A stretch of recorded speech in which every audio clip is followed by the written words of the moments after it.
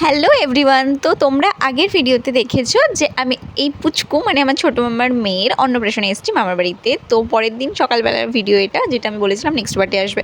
তো এখানে সকালবেলা তো ওকে খুব জ্বালাচ্ছিলাম আমি, আর তারপরে এই যে ডেকোরেশনটা একটু দেখিয়ে দিলাম। আর সেভাবে খুব বড়োভাবে করা হয়নি, বাট ফ্যামিলির সমস্ত লোক এসেছিলো, তো খুব মজা হয়েছে। আর এই যে আমি দেখাচ্ছিলাম যে কী কী রান্নার কী কী আইটেম হয়েছিল, সেগুলোও দেখিয়ে দিলাম টুকটাক। হ্যাঁ, সেগুলো করে রেখে দিয়েছিলো। এবার তারপর বাকি জায়গায় গুছিয়ে নিয়ে তারপর শুরু হবে অনুষ্ঠান। তো এই যে নিচে অনুষ্ঠানের কিছু কিছু নিয়ম যেগুলো করার ছিল সেগুলো সব করছিল, ওকেও সুন্দর করে বসিয়ে যা নিয়ম থাকে সেগুলোই করা হচ্ছিল। তারপর ফাইনালি ওর মুখে ভাত হবে আর ওই বার থেকে সব কিছু খেতে পারবে। যাই হোক, তারপর শুরু হয়েছে আসল হচ্ছে অনুষ্ঠানের নিয়মকানুন। তো ওকে এখানে সুন্দর করে হলুদ মাখিয়ে স্নান করানো হচ্ছিলো।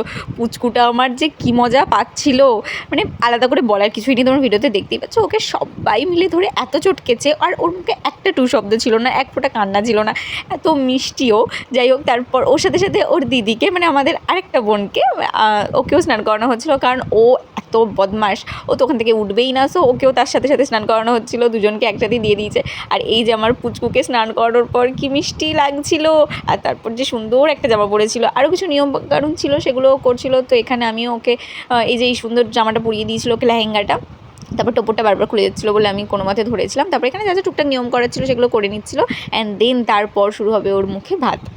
তারপর তো সবার এত চটকানিতে ও আর থাকতেই পারছিল না, লাস্টে তো প্রায় কেঁদেই ফেলছিল।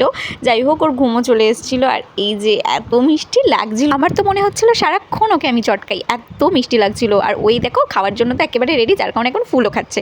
আর এত সুন্দর এত মিষ্টি একটা বাচ্চাকে না চটকে থাকা যায়। যাই হোক, তারপরে এই যে ওর মামা ওকে মুখে ভাত দিচ্ছিলো, আর দেখো কীরকম করে খাচ্ছে আমার মিষ্টি বাচ্চাটা। হ্যাঁ, ও আমার ছোট্ট বুনু, আর সত্যি কথা বলতে আমার সব বুনুকে আমি ভীষণ ভালোবাসি। বাট এই যে আবার পুচকি যখন ওরা ছোটো থাকে না, আমি ওদেরকে ভীষণ ভীষণ ভীষণ ভালো লাগে।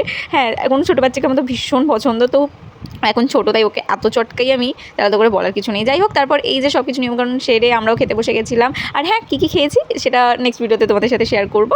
তো আলাদা করে একটা খাবার ভিডিও আসবে। যাই হোক, তারপর আমি চলে গিয়েছিলাম বিকেলবেলা আমরা সবাই মিলে একটা ভাইয়ের দোকানে। ও নতুন একটা দোকান খুলেছে, সো সেখানে গিয়ে আমরা সবাই মিলে হামলা করেছিলাম আর সব কিছু ঘুরে ঘুরে দেখছিলাম। একটা কিছু জিনিসও কিনেছিলাম, তার মধ্যে থেকে একটা সুন্দর জিনিস কিনেছিলাম আমি আর বুনি। আমরা দুজনেই নখগুলো নিয়েছিলাম, কী শখ জেগেছিলো জানি না, এই নখগুলো নিয়েছিলাম। নিয়ে তারপর পরে অনেক ঢং করেছি, বাট বেশিক্ষণ রাখিনি, তারপর খুলে দিয়েছিলাম রাত্রেবেলা, কারণ খুব প্রবলেম করছিল। যাই হোক, তো এই যে এই নখ দিয়ে আমি কিছুক্ষণ ঢং করে নিয়েছি।